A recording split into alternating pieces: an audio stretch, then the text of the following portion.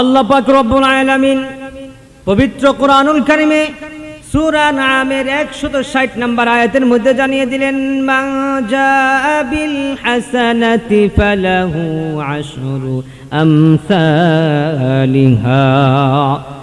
রব্বুল আলামিন জানিয়ে দিলেন, যেই ব্যক্তি 1 টাকা আল্লাহর রাস্তায় দান করবে, যেই ব্যক্তি 1 দিরহাম আল্লাহর রাস্তায় দান করবে, আল্লাহ পাক রব্বুল আলামিন ওই ব্যক্তির দান যদি একেবারে স্বচ্ছ হয়, ওই ব্যক্তির দানের মধ্যে যদি কোনো ভেজাল না হয়, রব্বুল আলামিন ওই ব্যক্তিকে এই দুনিয়াতেই 10 গুণ বৃদ্ধি করে দিবেন। সুবহানাল্লাহ। সম্মানিত সুধী, নবীর জামানার পরে একজন আল্লাহর ওলি রবি ইবনে সুলাইমান, যুবক একজন সন্তান, যুবক একজন ব্যক্তি রবি ইবনে সুলাইমান সমাজের 10 জন 15 জন 20 জন বন্ধুদেরকে নিয়ে রবি ইবনে সুলাইমান একটা কাফেলা গঠন করলেন, একটা কাফেলা জোগালেন। রবি ইবনে সুলাইমান বললেন, বন্ধুরা রে, জীবনে বহু জায়গায় ঘোরাফেরা করেছি, আজকের এই ঘোরাফেরা হবে মক্কাতুল মুকাররমা, মদিনাতুল মুনাওয়ারা। সুবহানাল্লাহ। সম্মানিত সুধী, রবি ইবনে সুলাইমান বন্ধুদেরকে নিয়ে, সাথীদেরকে নিয়ে কাফেলা করলেন, হজ্জে বাইতুল্লাহর মধ্যে যাবেন। কিন্তু পরিতাপের বিষয় হচ্ছে, আজকে আমাদের সমাজের ছেলেরা এসএসসি পরীক্ষার পরে 10 বছর একটানা পড়াশোনা করার পরে প্রিপারেশন নেয়। এবার আমরা ট্যুর করব কক্সেস বাজারে, সিঙ্গাপুরে, আমরা ট্যুর করব ওই যে সমুদ্র সৈকতে, ইত্যাদি ইত্যাদি পর্যটন জায়গার মধ্যে গিয়া আমাদের যুবক ছেলেরা পরীক্ষার পরে ট্যুর দেয়। কিন্তু আগের জামানার যুবকেরা, আল্লাহর গোলামেরা, রবি ইবনে সুলাইমান চিন্তা করলেন, না, দুনিয়ার মধ্যে সব থেকে সুন্দর জায়গা হলো মক্কাতুল মুকাররমায়, কাবাতুল বাইতুল্লাহ, মদিনাতুল মুনাওয়ারা। এর থেকে সুন্দর জায়গা আল্লাহর জমিনের মধ্যে আর কোথাও নাই। কথা বলেন ঠিক কিনা? সম্মানিত সুধী, রবি ইবনে সুলাইমান মক্কাতুল মুকাররমায় গেলেন, সাথীদেরকে নিয়ে রওনা করলেন। গাট্টি বুটসাগুলো, পুতলাগুলো যখন সংরক্ষণ করলেন, সাথীদেরকে নিয়ে হাঁটতে শুরু করলেন রবি ইবনে সুলাইমান। সম্মানিত সুধী, গভীর মনোযোগ দেন। কোরআনুল কারীমের আয়াতে কারিমা তেলাওয়াত করেছি, মান জাআ বিল হাসানাতি ফালাহু আশরু আমসালিহা। যেই ব্যক্তি আল্লাহর রাস্তায় দেন থেকে হালাল উপার্জনগুলো আল্লাহর রাস্তায় ব্যয় করবে, আল্লাহ তাকে কত দান করবে? 10 গুণ দান করে দেবে। সুবহানাল্লাহ। সম্মানিত সুধী, রবি ইবনে সুলাইমান হাঁটতে শুরু করলেন, সন্ধ্যা ঘনিয়ে গেলেন। লম্বা কথা আমি সংক্ষেপ করে দিচ্ছি। সন্ধ্যা হয়ে যাওয়ার পরে রবি ইবনে সুলাইমান সাথীদেরকে বললেন, রাতের অন্ধকারে আর আমাদের পথ চলার দরকার নাই। আগামীকাল সূর্য পূর্ব আকাশে উদিত হওয়ার পরে আমরা আবার পথ চলা শুরু করব। সুবহানাল্লাহ। সম্মানিত সুধী, রবি ইবনে সুলাইমান এই কথা বললেন, সাথীরা কাফেলাটাকে থামিয়ে দিলেন, তাঁবুগুলো টানালেন, মাগরিবের সালাত আদায় করলেন। মাগরিবের সালাত আদায় করার পরে রবি ইবনে সুলাইমান মাগরিবের সালাত আদায় করার পরে রবি ইবনে সুলাইমান দেখতে লাগলেন সমস্ত সাথীরা ঘুমিয়েছে কিনা, সমস্ত সাথীগণ একেবারেই নিশ্চিন্তভাবে ঘুমিয়েছে কিনা। একজন আমিরের যে দায়িত্ব, রবি ইবনে সুলাইমান আমির হয়েছে বিধায় পুঙ্খানো দায়িত্ব পালন করতেছে। প্রত্যেকটা তাঁবুর ভিতরে ঘুরে ঘুরে ঘুরে ঘুরে দেখে। সুবহানাল্লাহ। চমৎকার কথা। রবি ইবনে সুলাইমান যখন প্রত্যেকটা তাঁবুর আনাচে কানাচে ঘুরে ঘুরে যখন দেখতে লাগলেন, রবি ইবনে সুলাইমান দেখেন নদীর তীরে বোরকা পরিহিত একজন ব্যক্তি আকাশের উপরে কাক কা করে। অন্য অন্য মরা পশু যেই পাখিরা খায়, ওই পাখিরা আকাশের মধ্যে উড়ে। রবি ইবনে সুলাইমান দেখে বুঝতে পারলেন নিচে অবশ্যই মরা কোনো বস্তু আছে, আর ওটার থেকে ওই বোরকা পরিহিত ব্যক্তি গোস্তগুলো কেটে কেটে থলের ভিতরে, পুটলার ভিতরে ঢুকায়। নাউজুবিল্লাহ। রবি ইবনে সুলাইমান চিন্তা করতে লাগলেন, হায় হায়, বোরকা পরিহিত যেহেতু এত মুসলমান, আর মুসলমান হওয়া সত্ত্বেও কেন একটা মৃত্যু মৃত্যু বস্তুর গোস্তগুলো এই ব্যক্তি কেটে কেটে পুতলার মধ্যে ঢুকায়। এবার পা পা হাঁটি হাঁটি করে যখন সামনে গেলেন, এবার বোরকা পরিহিত ব্যক্তি পিছন দিকে তাকিয়ে দেখেন সন্ধ্যা ঘনিয়ে গিয়েছে, একজন যুবক তার দিকে ধাবিত হয়। আর ওই বোরকা পরিহিত ব্যক্তি চিন্তা করলেন সন্ধ্যা ঘনিয়ে গিয়েছে, রাত হয়ে গিয়েছে, একজন যুবক আমার পিছনে এসে হয়তো আমার ইজ্জতটাকে নষ্ট করতে পারে, আমার ইজ্জতের মধ্যে হামলা করতে পারে। আগের কার মুসলমান নারীরা এইটা চিন্তা করে, কিন্তু এখনকার সমাজের নারীরা রাত 2টা 3টা বাজে কিন্তু ঢাকার শহরে বারের আড্ডার মধ্যে নাইট ক্লাবে নারীরা একাই যায়, একাই থাকে। কথা বলেন ঠিক কিনা? অশ্লীলতা লজ্জা সমাজের মধ্যে বেড়ে গিয়েছে। আগে তো শুনতাম শুধুমাত্র পুরুষরাই মদ পান করে, এখন দেখি নারীরা ওপেনে, রাস্তাঘাটে, নাইট ক্লাবে, যে কোনো জায়গায় ওপেনে সোশ্যাল মিডিয়াতে এসে একেবারে লাইভ ভিডিও দিয়ে মদ পান করে। কথা বলেন ঠিক কিনা? এটা হচ্ছে কি কিয়ামতের আলামত। সম্মানিত সদী, রবি ইবনে সুলাইমানকে দেখে বোরকা পরিহিত ব্যক্তি হাঁটতে লাগলেন। রবি ইবনে সুলাইমানের দিলের মধ্যে আকাঙ্ক্ষা জাগলেন, হাই হাই, এ কেমন ব্যক্তি আমাকে দেখে আবার পালালেন। হয়তোবা এই ব্যক্তি এই মরা গাদার গোস্তগুলো হয়তোবা সে নিজে খায় অথবা একটা রেস্টুরেন্টের মধ্যে বিক্রি করে। যেটাই হোক না কেন নিজে খেলেও হারাম, অন্যকে খাওয়ালেও হারাম। একজন বোরকা পরিহিত ব্যক্তি মুসলমান হওয়া সত্ত্বেও কেন এরকম হারাম কাজের মধ্যে থাকে? আমি রবি ইবনে সুলাইমান নবীর উম্মত, আল্লাহর গোলাম, বেঁচে থাকতে হারাম কাজ সমাজে প্রতিষ্ঠিত হতে দেওয়া যাবে না। কথা বলেন ঠিক কিনা? পরিতাপের বিষয় হচ্ছে কি, সমাজের মধ্যে আমরা তো হালাল হারাম কাজের মধ্যে বরং বাধাই দেই না। আমরা তো হারাম কাজের মধ্যে বাধা বিঘ্ন করি না, বাধাই দেই না, আবার আমরা হারাম কাজে উৎসাহিত করি। মাহফিলের জন্য যদি কারো কাছে টাকা চাওয়া হয়, ওই ব্যক্তি টাকা দেয় না, কিন্তু যাত্রার জন্য, খেলার জন্য, অশ্লীল কাজের জন্য যদি চাঁদা চাওয়া হয় 10 টাকার জায়গায় 1000 টাকা দিয়ে দেয়। এমন যুবক, এমন ব্যক্তি আমাদের সমাজে আছে না নাই? সম্মানিত সদী, রবি ইবনে সুলাইমান ওই মহিলার পিছনে হাঁটতে লাগলেন। হাঁটতে হাঁটতে রবি ইবনে সুলাইমান মহিলার ঘরের পাশে চলে গেলেন। মহিলা দ্রুত ঘরের ভিতরে প্রবেশ করে দরজা জানালা লাগিয়ে দিলেন। রবি ইবনে সুলাইমান দরজার পাশে কানটা লাগিয়ে দিলেন আর ভিতরে কি হচ্ছে এইগুলো শোনার চেষ্টা করলেন, চিন্তা চেতনা করলেন।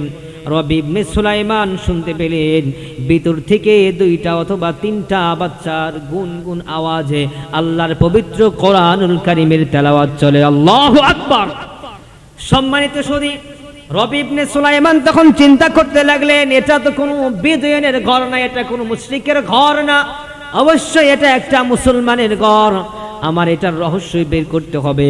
যে ঘরের মধ্যে আল্লাহর পবিত্র কোরআনুল কারীম তেলাওয়াত করা হয়, যে ঘরের মধ্যে রব্বে কারীমের পবিত্র কোরআনুল কারীম তালিম হয়, ওই ঘরের মধ্যে কেন হারাম চলে? এটা আমি রবি ইবনে সুলাইমানের মূল রহস্যই জানতে হবে। কথা বলেন ঠিক কিনা? সম্মানিত সদী, রবি ইবনে সুলাইমান বাহির থেকে সালাম দিলেন।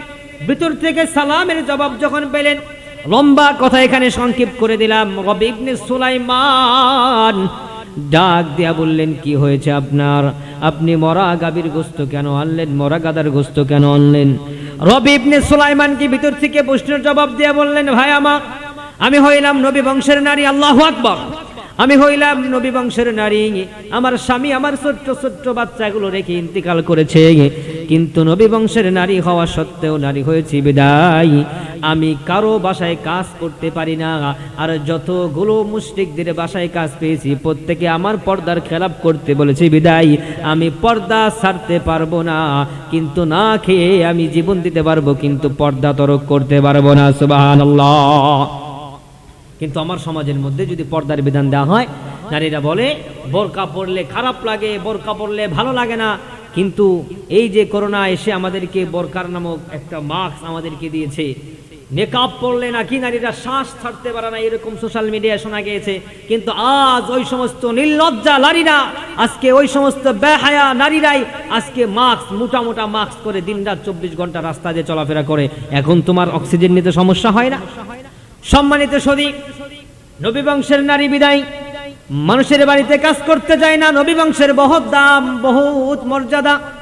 এবার রবি ইবনে সুলাইমান সাথীদেরকে বললেন, ভাইরা রে, আমি এবার তোমাদের সাথে হজে যেতে পারবো না।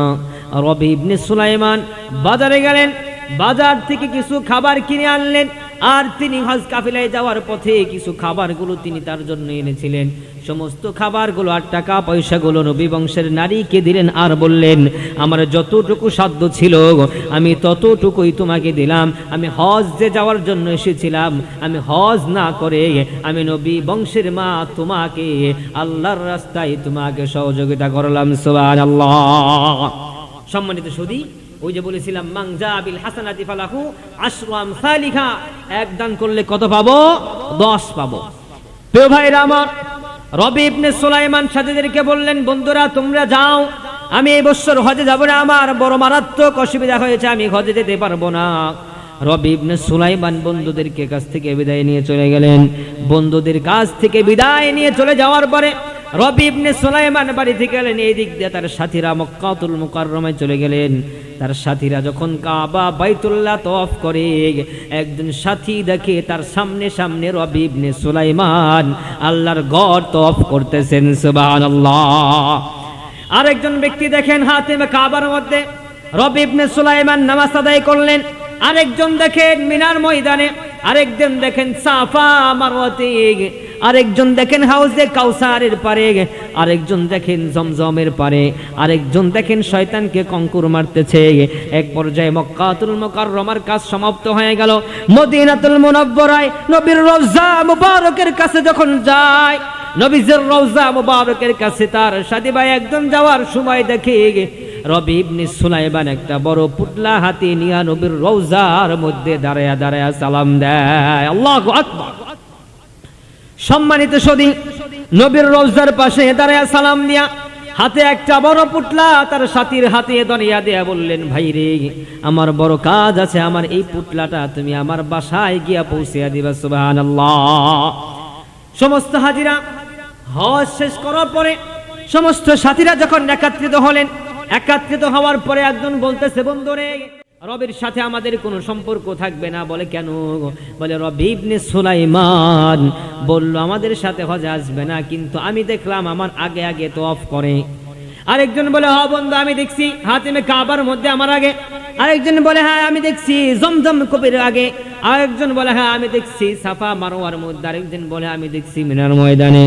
আরেকজন বলে শুধুমাত্র আমি দেখি নাই, আমার হাতে মদিনাতুল মুনাওয়ারায় নবী পাক সাল্লাল্লাহু আলাইহি ওয়াসাল্লামের রওজাতুল মুনাওয়ারার সামনে থেকে আমাকে এই যে বিশাল পুতলা ধরিয়া দিয়া বললেন আমার বাসায় নিয়া এইটা পৌঁছিয়া দিও। সুবহানাল্লাহ। আল্লাহু আকবার। সম্মানিত সুধী, রবি ইবনে সুলাইমানের বন্ধুরা বাসায় চলে আসলেন। আসার পরে রবি ইবনে সুলাইমানকে বলে কিরে তুই না হজে গেলি, আবার আমাদের কাছ থেকে আলাদা হয়ে গেলি, কারণ কি? রবি ইবনে সুলাইমান বলে না আমি হজে যাই নাই। লম্বা কথা, বন্ধুদের সাথে বিতর্ক চললেন। এক পর্যায়ে রবি ইবনে সুলাইমানকে যখন বলে না আমিও দেখেছি, একে একে যখন প্রত্যেক মানুষই প্রায় ম্যাক্সিমাম মানুষ যখন বলে হ্যাঁ আমি তোমাকে হজের এই কাজটা করতে দেখেছি, আমি তোমাকে এই কাজটা করতে দেখেছি, রবি ইবনে সুলাইমান টেনশনের মধ্যে পড়ে গিয়েছেন। রাত গভীর হয়ে গেল। রবি ইবনে সুলাইমানের ত্রন্দা চলে আসলেন, ঘুম চলে আসলেন। ঘুমের ঘরে রবি ইবনে সুলাইমান দেখেন সাদা দবদবে পরিহিত একজন ব্যক্তি, সাদা দবদবে পরিহিত জামানে একজন ব্যক্তি। সেই ব্যক্তি এসে ডেকে ডেকে বলেন এ রবি ইবনে সুলাইমান কি হয়েছে তোমার? বলে আমার বড় টেনশন হয়। বলে কি টেনশন?